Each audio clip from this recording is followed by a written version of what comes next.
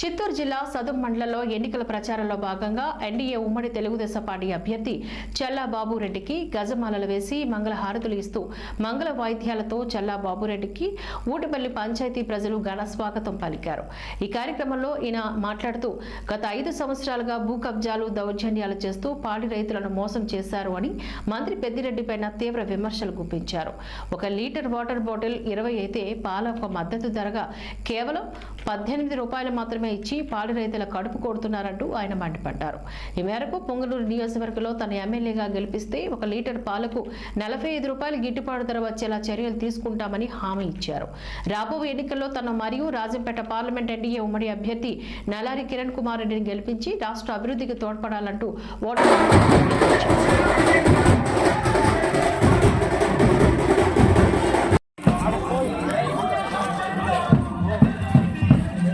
పండుగ